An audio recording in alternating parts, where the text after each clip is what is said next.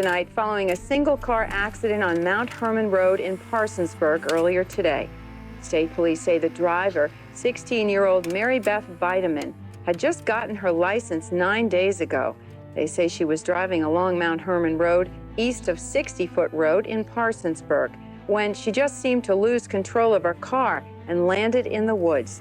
Next thing I know, I hear her screaming. I look up, I see trees coming at me. Police say her 15-year-old female passenger was not wearing her seatbelt. She's at PRMC with a broken neck and head injuries. And I was taking painkillers for it. And then the pain kept getting worse, and I kept needing more.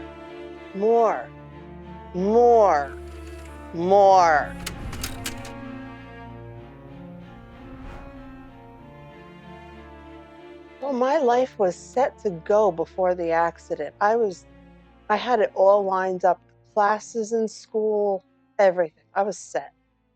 I volunteered in the church nursery before the car accident. I was just basically babysitting during the church services. It was an easy way to get community service hours because we used to have a certain number of hours of community service hours for school before you graduated. It was mandatory. I went above and beyond my requirement. I hit 1,001 community service hours before I graduated. Before the accident, my dreams and career goals were to be a cop on horseback. That's what I wanted to be, a mounted patrol officer. At the time, Salisbury Police Department had a mounted patrol unit, and they used to be out all the time, especially when there were festivals or parades or anything like that. And they'd also go out to Ocean City sometimes, the whole shebang. And I wanted to be part of them because I loved horses, but I wanted to help people. So I wanted to be a mounted patrol officer. The accident was on July 11th, 1998. My friends and I had gone to Assateague. We were going to we figured, a day off, just a bunch of us enjoy a day of summer at the beach. My friend Mary Beth had just gotten her license 9 days prior, and she had a car, so she was driving. My boyfriend had his pickup, and another friend of ours was riding with him. And we were meeting some other friends at Assateague already. On the way back, after everything was done, we were driving home on Mount Herman Road, and we were trying to get to Rob's grandmother's house. Mary Beth, driving, had no clue where she lived. So Rob was trying to pass us. Mary Beth decided to play chicken on the road and wouldn't let him pass. So every time he tried to pass, she would swerve over and block him. She did that enough times and then lost control of the car and jumped the ditch and went into a whole bunch of trees right just before 60-foot Road on Mount Herman Road. And next thing I know, I hear her screaming. I look up, I see trees coming at me. And then I open my eyes and I see my grandfather, who had died 5 years prior, standing there, just shaking his head. That was Papa. That was always Papa. Unless he was either nodding, good job, or shaking his head, no. At that very point in time, he was just shaking his head, no. And I don't remember anything else after that as far as accident goes. Once the fire department got to the accident site, I was medevaced in helicopter because of I had a C2 fracture, same as Christopher Reeves, with a C2, C3 dislocation, and a severe traumatic brain injury. So I was flown because nobody thought I would survive the ride. and they didn't think I'd even survive the flight. But got to the hospital, they called mom and dad. When mom and dad got there, they escorted mom and dad straight into the consultation room instead of bringing them into me. And they told mom and dad, with a slew of doctors and nurses that came in, yeah, you need to go home and call your families. Your daughter's not going to make the night. Mom and dad, oh my God, they're trained paramedics. They were paramedics up in Jersey for decades before I was born.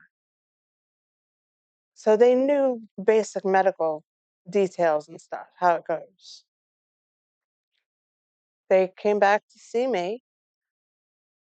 Mom didn't recognize me. She didn't see me. She walked right past my room, and the nurse said, your daughter's right here. And mom's like, huh? And then the nurse escorted her into where they had me. Mom had no clue it was me. Between the blood and the sticks in my hair, mom was dumbstruck. And after that, they, mom,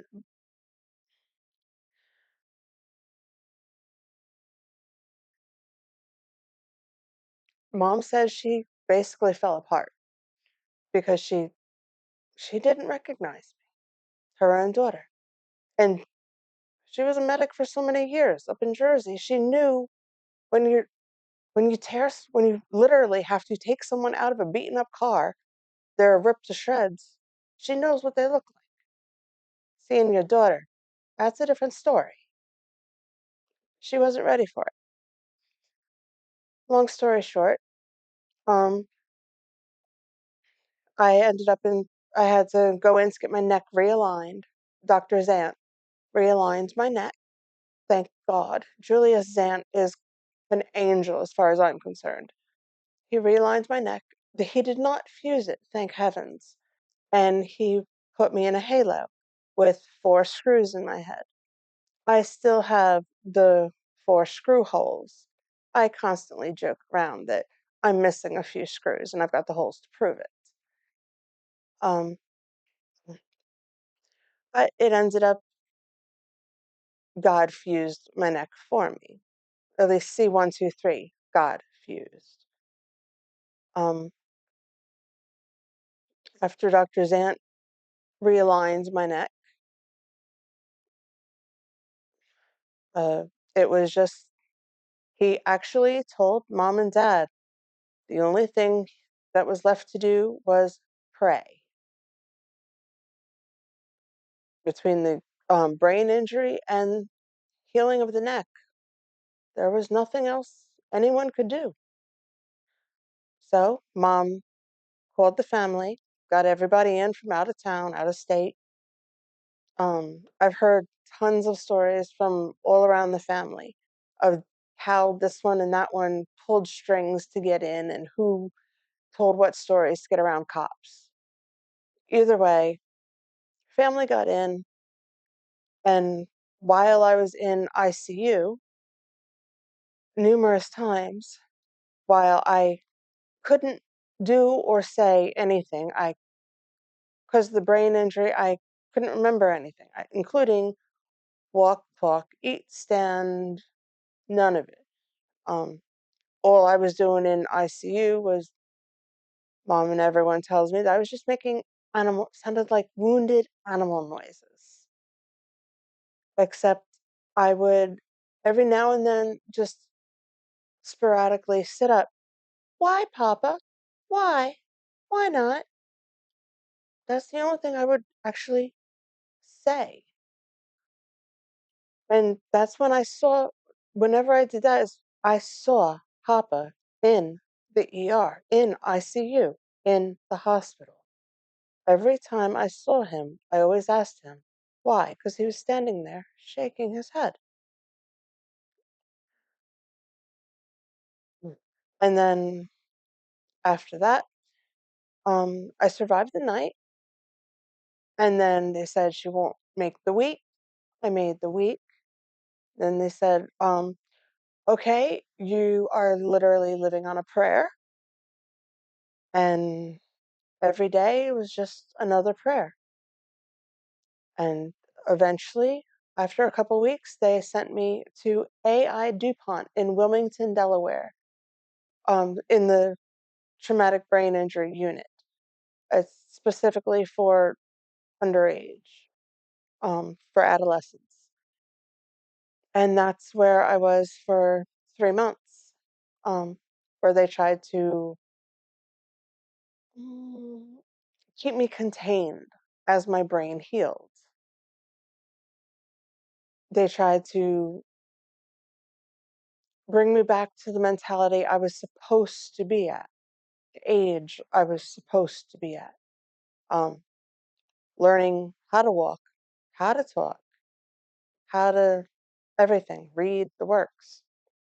After I got home, when I was finally allowed to come home, trying to figure out who I was, trying to remember who I was pure torture. I was trying to step back into my life, a life I didn't remember, a life I had been told stories of. I was told that I used to work nursery, that every Sunday I was doing the church nursery, that I always went to church, that I always did this, that, and the other. And that's the life I tried to step back into. Tried being the key word. And that's how I started to lose myself, because I was still healing. My brain was still healing. And I was trying to become who I was, and my brain wasn't ready for it. The accident affected my relationship with my family and my friends drastically. Um, I was a different person. Everyone agreed I was a different person. Even videos that I see nowadays from back before the accident, yeah, I am nothing like that. When I see videos from a year or two after the accident compared to a year or two before the accident, two completely different people. And I was a completely different person. I didn't need to find new friends, but I felt like I needed to find new friends because I didn't fit with the friends I had, because they were used to the old me, and I wasn't that person anymore. My family was the same way. They were used to the old me. They knew how to treat the old me, but I was a different person. So nobody knew really how to treat me. And because everyone knew me for years, nobody was going to say, "Hi, I'm so and so. How are you?" And start with introductions. What's your favorite color? Do you like doing this, that, and the other? Everyone thought they knew all of that from before the accident. Hmm. Some of it was the same, some of it wasn't. Nobody really knew that part. I was taking law enforcement classes at VOTEC at Parkside High. Actually, it was, yeah, VOTEC, yeah, criminal justice at VOTEC at Parkside. I graduated in class 2000. Thank heavens that I graduated with my class. Um, I was lined up to join Salisbury Police Department, and I had taken the extra courses and done the extra duties that needed to be done in my senior year of high school to join mounted patrol. Once I graduated, I tried joining Salisbury Police Department. Because of the car accident, because of the brain injury, I wasn't allowed to. Because of the brain injury, the police department wouldn't accept me. None of the police departments would accept me because of the brain injury. The Army, Navy, Marines, Air Force, and Coast Guard wouldn't accept me. Nobody wanted me. Talk about ultimate rejection. The Army takes everyone. The Army wouldn't accept me because of the brain injury. Now that is ultimate rejection. One day at church, when my mom was coming with me just to make sure that I didn't flip out on anybody. My temper was a little off right after the accident. Mom came with me to youth group, and my friend had just made a comment. I don't even remember what it was. It was just some sort of smart, funny comment against something I had said. And I got agitated. I was trying to control my temper, and I didn't want to go off on her, so I got up and walked out. I was going to walk it off. I walked into the parking lot and started pacing the parking lot. Mom came after me to make sure I was okay. She came over to me. Kim, you okay? Yeah, I'm fine. I'm just pacing back and forth. And she touched my shoulder. You okay? And I automatically turned around and wrapped my hands around her throat. And I dug my thumbs into her, right into the center of her trachea. I was about to kill her. I had no malicious intent. I was I had blacked out. I I really have very little memory of it. I vaguely remember doing it. I don't remember feeling it. Um, it's just a distant memory in my head. I'm sure in mom's head it's a much better memory. But I nearly killed my mom when I went to church. After the car accident, when I was trying to find myself versus step back into my shoes or the shoes I was supposed to be in, I felt, okay, first thing I'm going to do is I need a sturdy foundation. Happy little home with a white picket fence, me and hubby and kids. The picture perfect family in my head. And I went to the store and bought an engagement ring. And I got down on my knee and I proposed to my boyfriend. And he said yes. We were engaged for a bit. And then he gave me it back. He gave me the ring back and said no. And he couldn't do it. And that shattered my heart. That shattered my world. And that started a little bit of a downward spiral.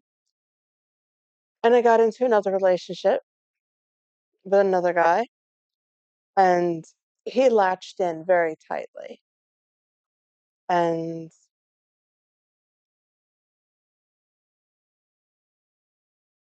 because I was fresh out of the accident, so to speak, my brain was not healed.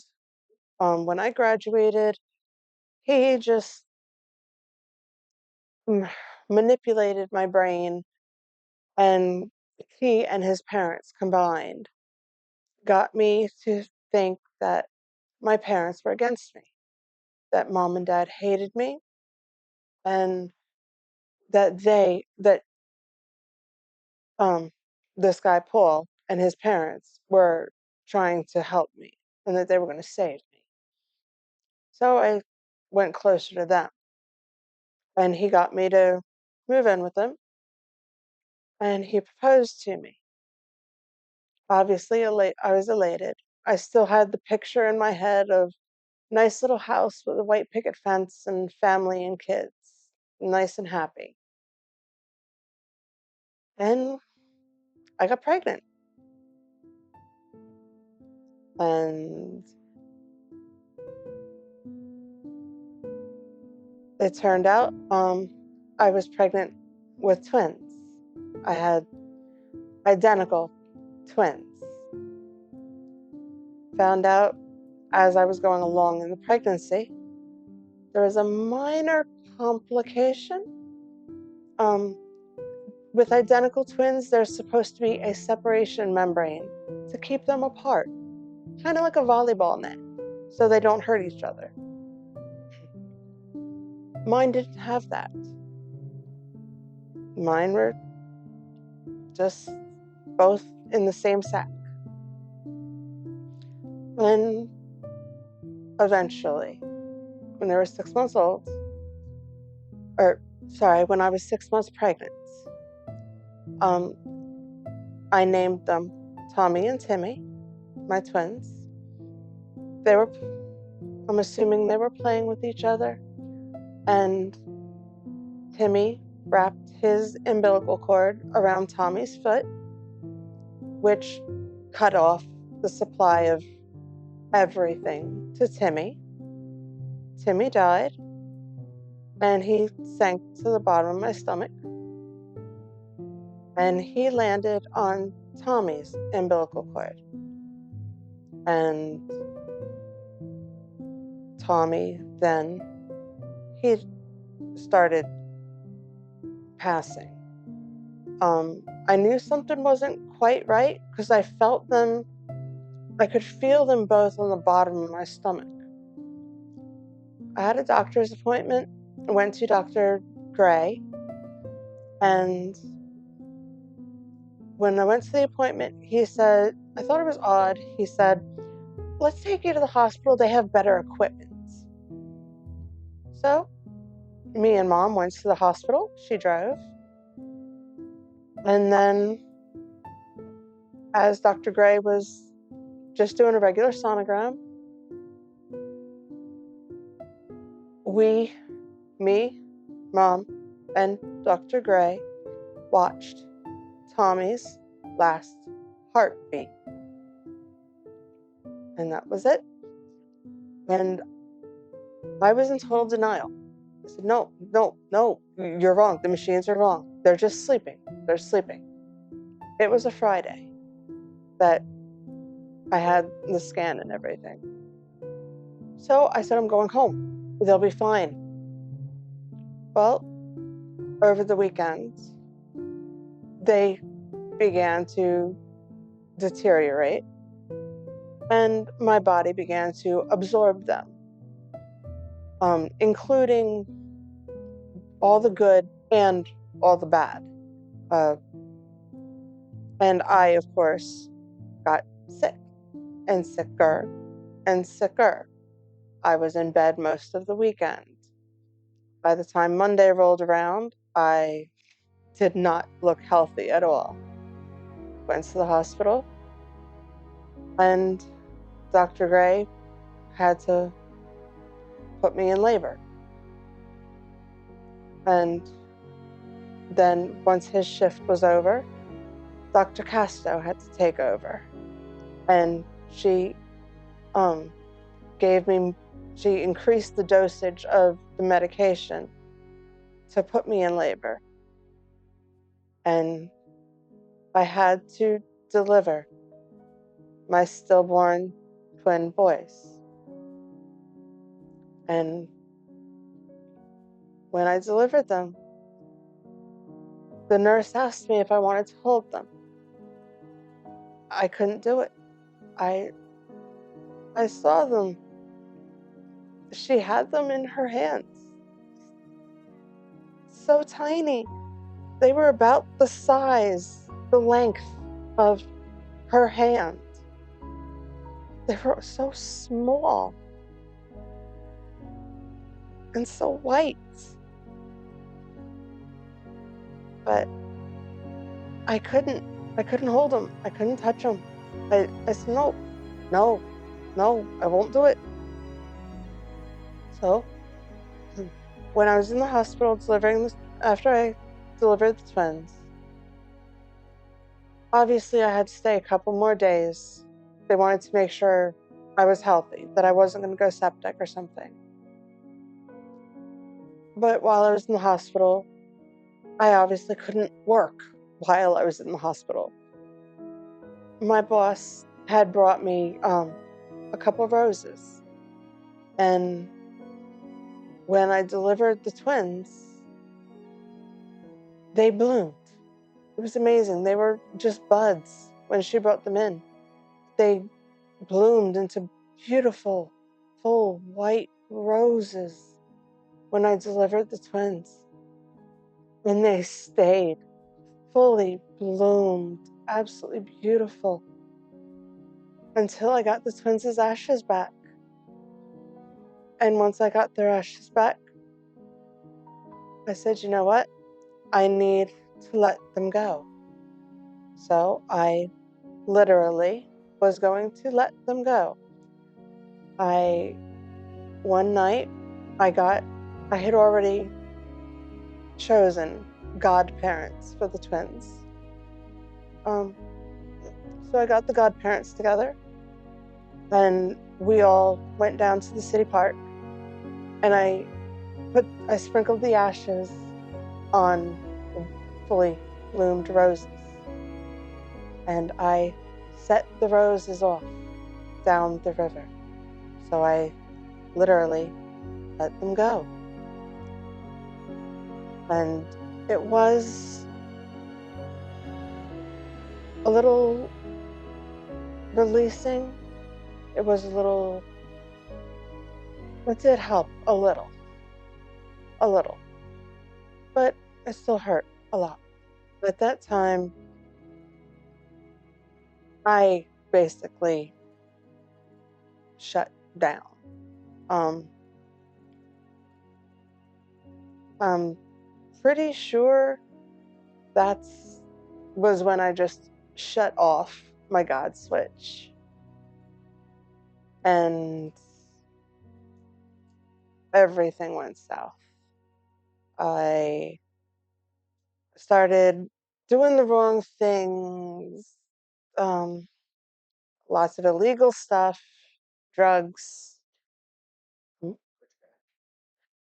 I was working with witchcraft.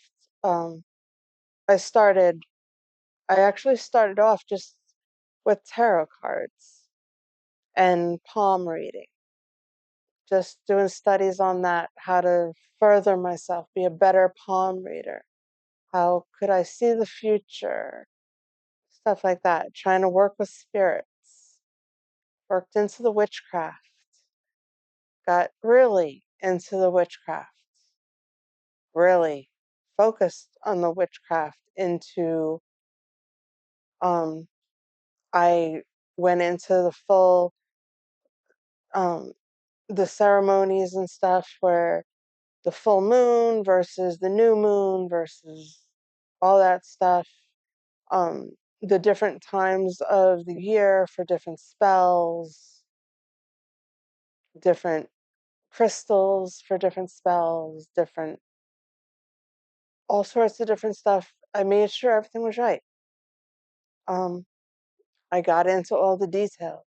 I really got into it like it was almost like I was taking a class in witchcraft and I was trying to ace it.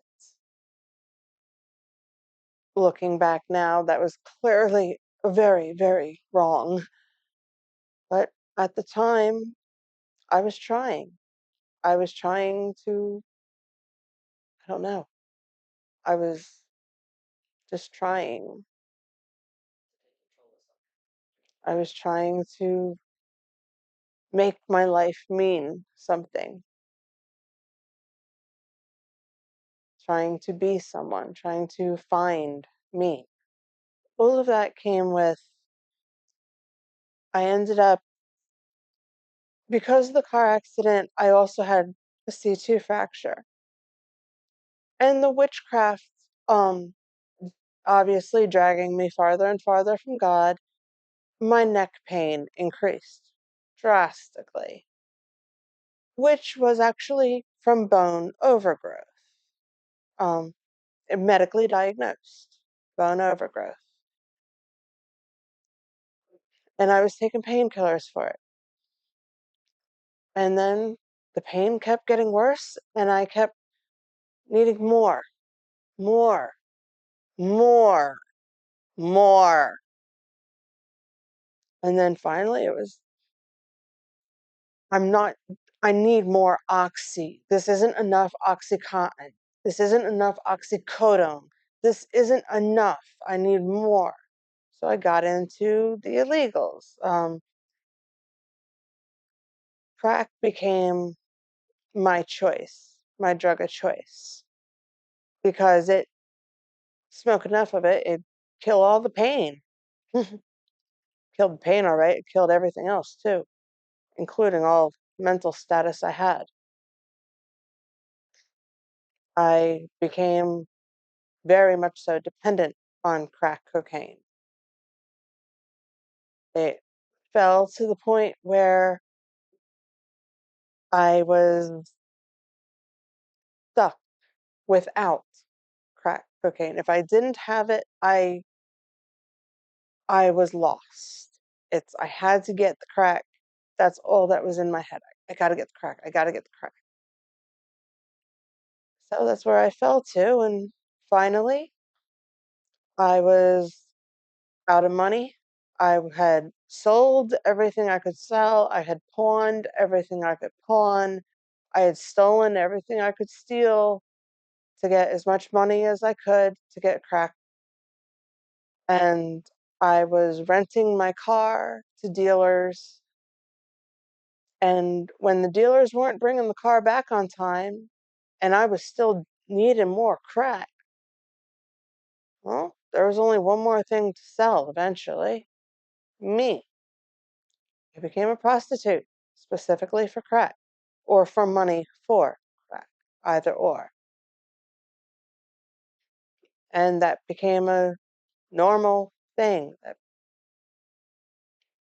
Eventually, that was my master downfall.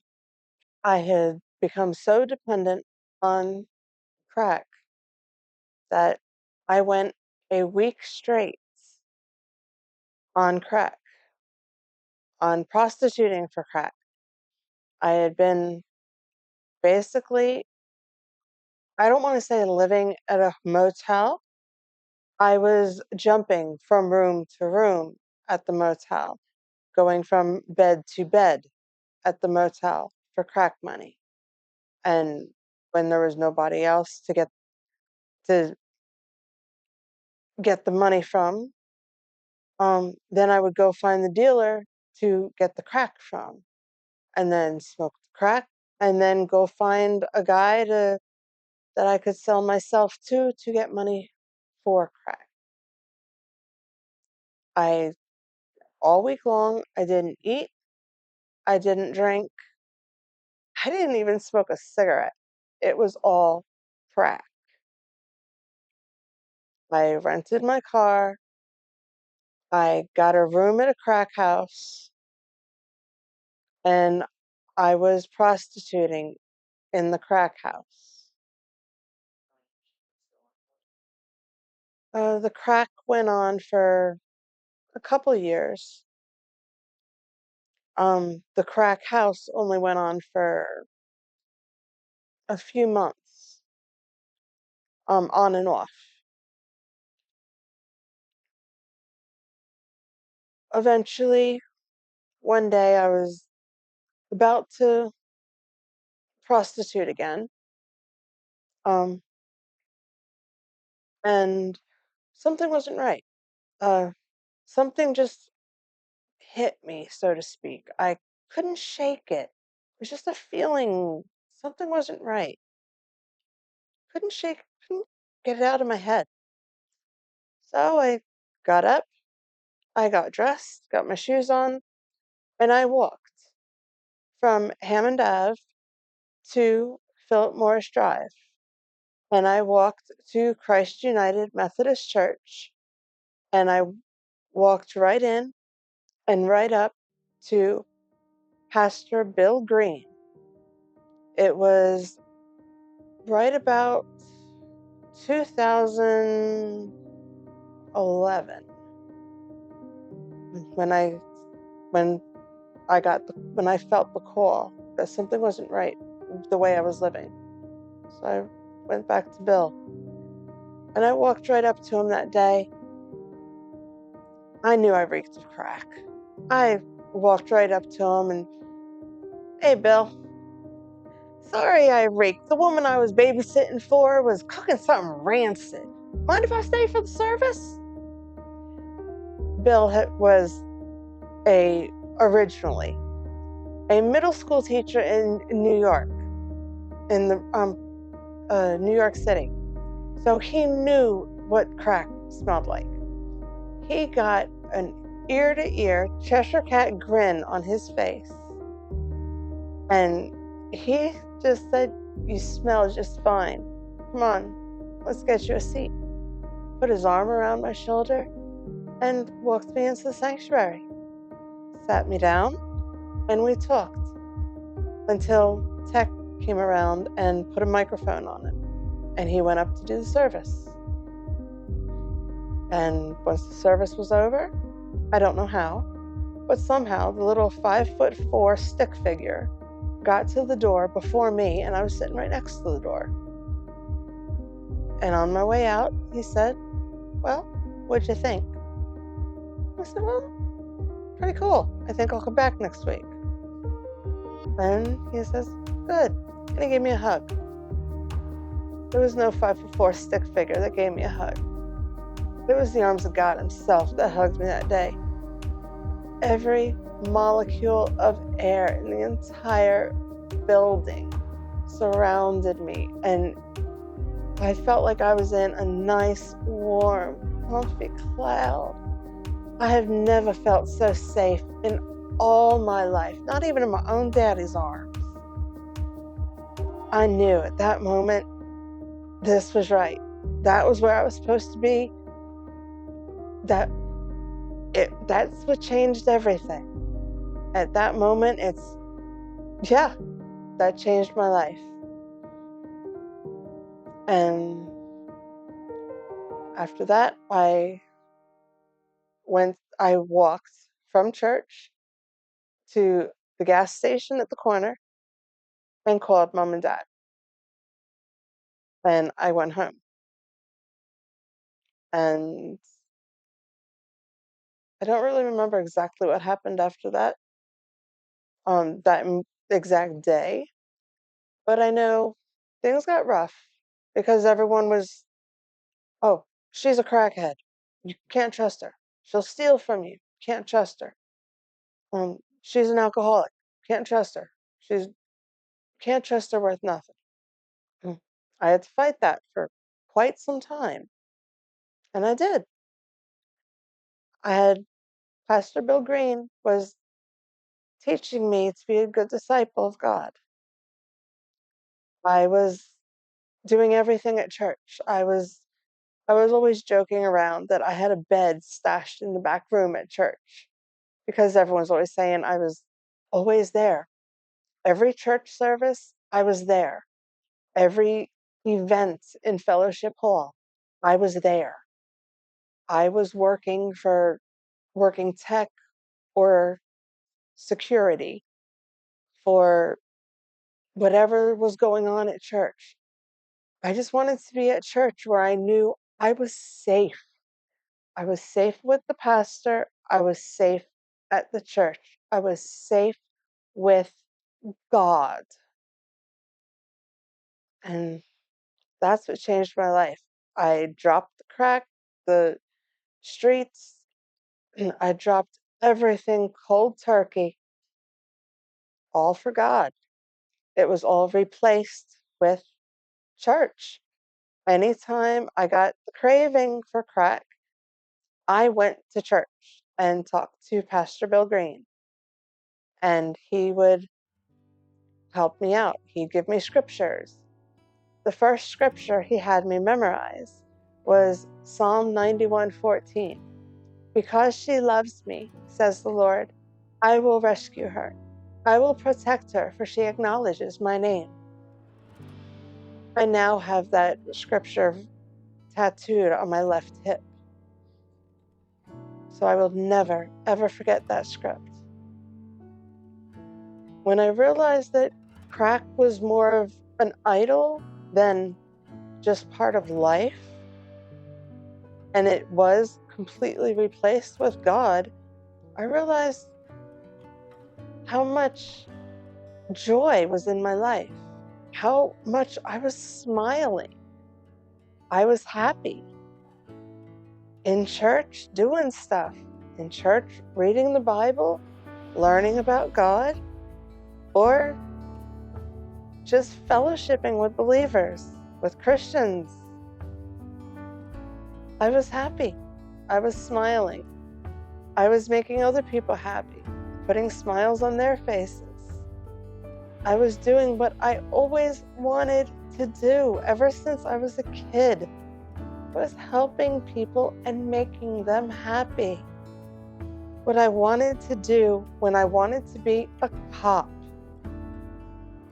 So what I wanted to do since I was a kid, I was doing all through God, with fully surrendering to God, fully surrendering to God. That's giving God everything, total control. That was difficult. There were steps involved, and you never realize half the steps until you get to them. First, I had to conquer the crack.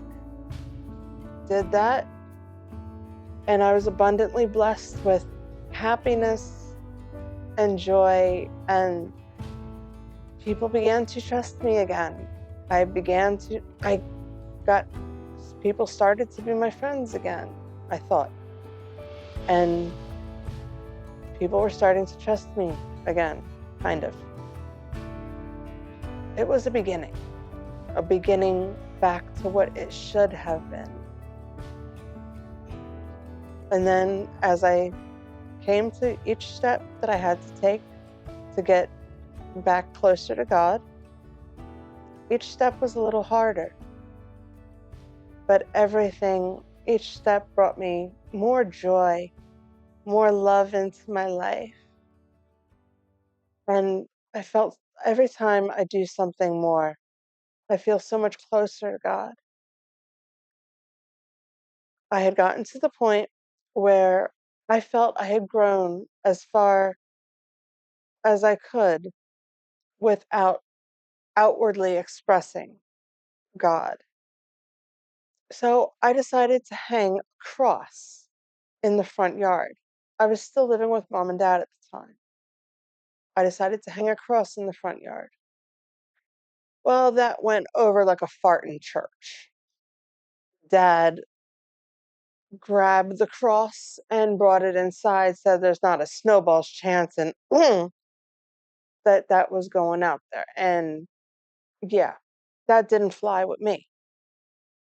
So, long story short, after several arguments and fights and all over that, it was either Dad threatened me. It was either you follow his rule, I follow his rules, and there is no outward religious expression, or get out.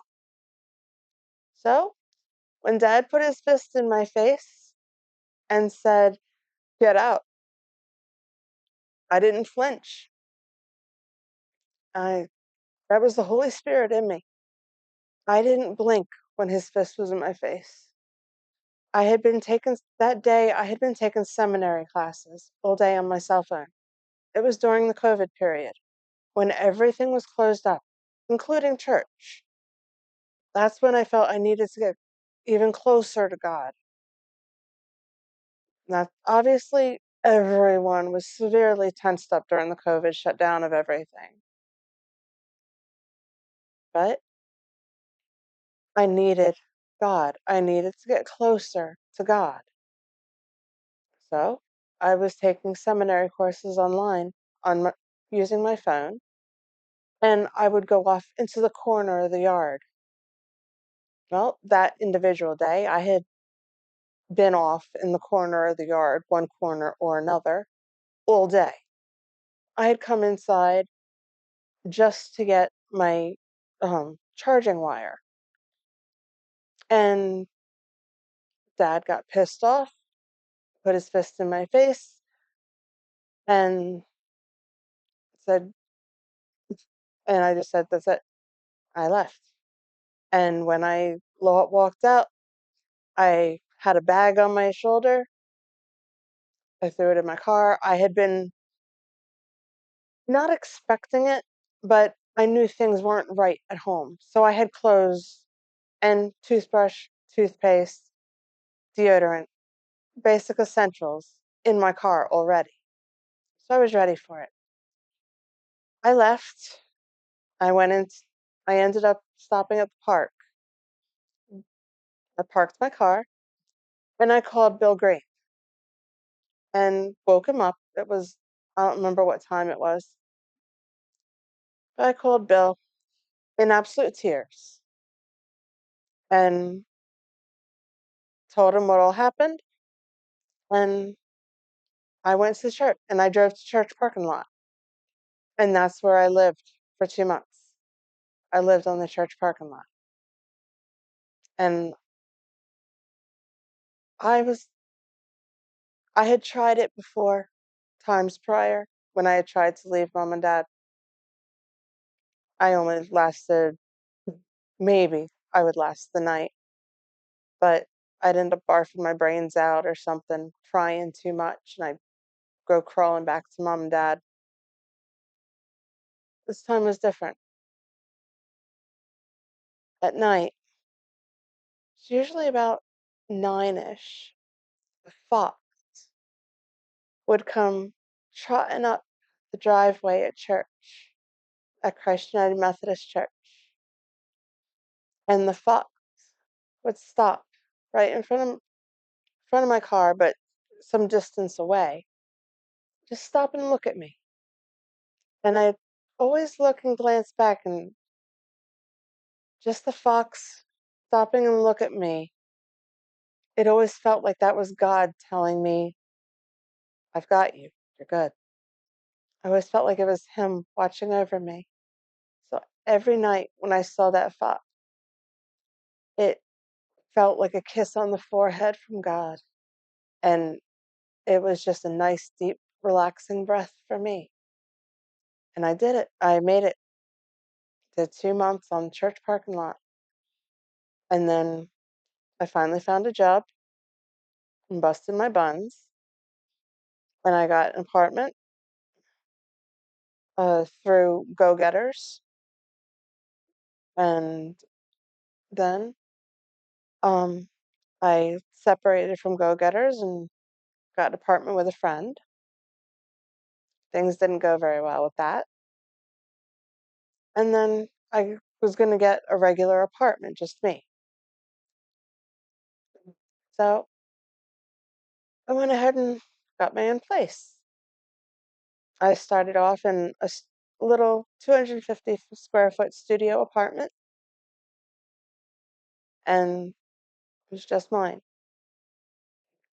I did enjoy a little too much enjoyment of my freedom at the beginning. Um, I did start to lack in my Bible studies, but I was always 1000% devoted to God. I always told everyone at work, "You can put me on the schedule whenever you want, but yeah, I'm walking out of here to leave for church, or I'm not going to be here Sunday morning. I don't care if I'm on schedule or not. I'm not coming in until after church." I always made that abundantly clear. Church came first. And whenever anyone would say anything, "Hey, you don't pay me enough to buy my soul." That was my answer. And they weren't going to argue. They couldn't argue with me. So everyone just went along with that. I basically chose my days off depending on what church was doing. I worked, I pulled overtime to try and bring in extra money so I could get a better apartment. The way I always looked at life was money rules the world. I at least want to say in my life. Well, I finally was able to afford a 1-bedroom apartment, and I signed the papers for a 1-bedroom apartment. Except I was still being good to God. I was still standing true to Him, staying true to my faith. And God blessed me. Instead of the apartment I had signed the papers for, God blessed me with another apartment in one of the other buildings. And the apartment He blessed me with has the park is right outside my front door. I've got a beautiful oak tree right outside my front door full of squirrels. And He's just blessed me so much with this apartment. With this apartment, I did allow some more freedoms in my life with my boyfriend. And then once I realized that it wasn't the biblical way, no, I told my boyfriend at the time, no, this isn't right. You're too involved with my body and you don't care enough about me. You don't want to be my friend. You don't want to have anything to do with me as a person. You just want my body. So bye-bye and don't come back. And after a little while, I was lonely. It was the emotional and mental loneliness that was really getting to me. And I started breaking down, and I finally prayed to God, help me. I'm lonely. I need some love in my bed. Help me. I don't know what to do. I am not going back to the streets. I am not going to be a prostitute again, but I want love in my bed. Help me. A couple nights later, I'm watching TV and I hear through my window screen, hello, hello, a cat meowing through my window. Hello? I go and look. Beautiful white cat is on my windowsill. When I go over to her, she has a perfect black heart on the back of her ear. I look closer. She has a perfect black heart on the back of her shoulder and on the back of her hip. I fell in love. I could think of nothing else but open the door. I cannot say no to love. So I opened the door and I literally said, come on in, love. And she came right in. And love, I decided to call her Love. And she needed another word after love because I use the word love in a regular speech every day so much. So I called her Love Bug. She responded to that better. But she's constantly sleeping in my covers, constantly sleeping on my bed. So God literally answered my prayer. He gave me some love in my bed. If I could give a message to my younger self, don't leave God. If I could go back in time, I would wrap a chain around my waist and lock it to the church building so I could never leave the church property. But the only thing I would tell my younger self is never lose faith. And the only thing I could say to anyone else is God's got this. No matter what, God will help you through it. Just look in the Bible. He'll tell you everything you need to know. The instructions are right there.